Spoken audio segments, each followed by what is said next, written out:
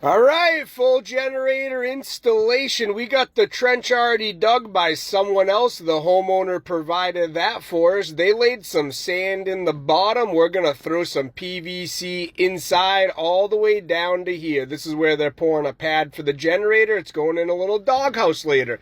I got the Current Tools hot box. I borrowed a buddy of mine for a day. Went out and bought my own the next. It works incredibly, heats up the pipe really well. And this isn't your standard bend right there, so fittings weren't going to do it. Maybe I could have done a couple 22s or something, but why not bend your own if you can? I'm doing separate conduits, a 1-inch for controls and a 2-inch for power. Both pretty much oversized, but I'd rather have too much than too little.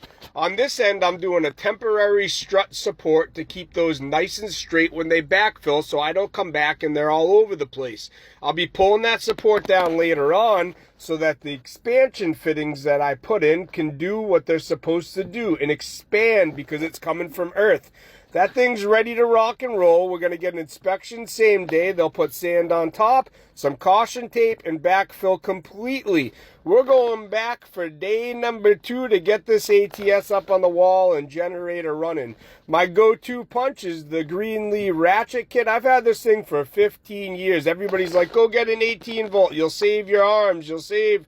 Listen, I'll eventually grab one. This one works great for now. Why not keep using it? I'll feel sad when I stop using it.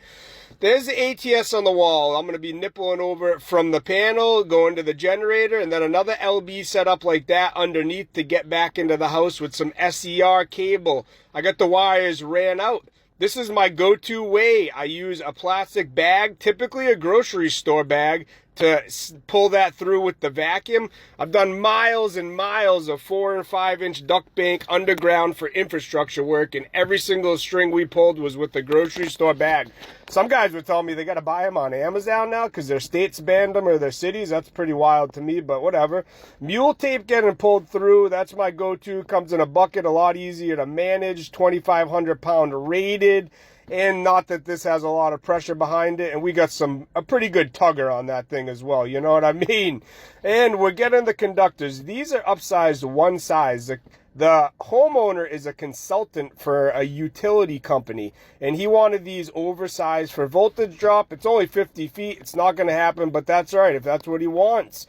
I got each of those turning in nice and neat. Changeovers right to, I use true Liquid-Tite with the metal inside, not that junk Carlon stuff. This thing's all ready to rock and roll. There's all my control wires. I got a couple spares ran. I did my own. I know you can do it all in one conduit. They got a Generac cable with everything in one. I just wanted to do this one a little bit different.